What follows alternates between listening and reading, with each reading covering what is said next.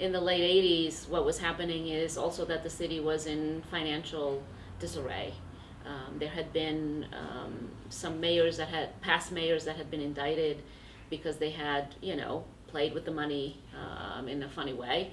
And so the schools were having financial difficulty. The buildings were old, antiquated, no air conditioning, um, the the facilities were not at its best.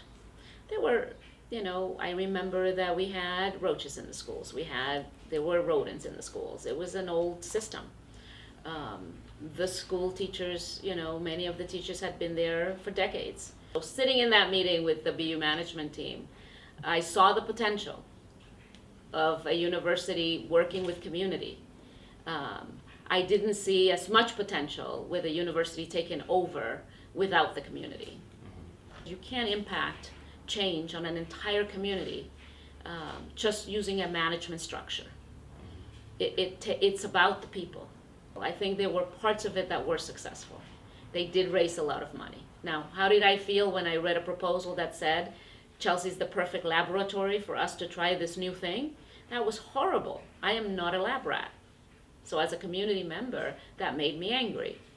The greatest thing that happened out of the takeover, in my mind, is that the Latino community, which was the fastest growing population in the community, got angry enough to do something. I don't think the university focused on the value of the diversity when they were here. When the 10-year contract came up for review, I voted against it. Why? Because they didn't even want to do a review of where we were. Any corporation comes in, right? You have a contract that you have to renew.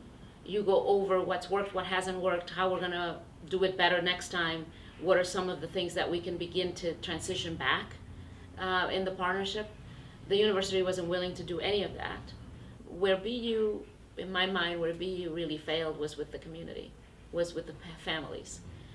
Not engaging the families in as a respectful way as they could have, and making information as available as they could have. We had to force them to do that. And that should have been, in my mind, that should have been part and parcel, part of the partnership. And I don't think it ever was. Children are like sponges. And if all the languages were of equal footing and as important, children would maintain their language and learn the other one. Being bilingual is such an asset. And the city of Chelsea has recognized that.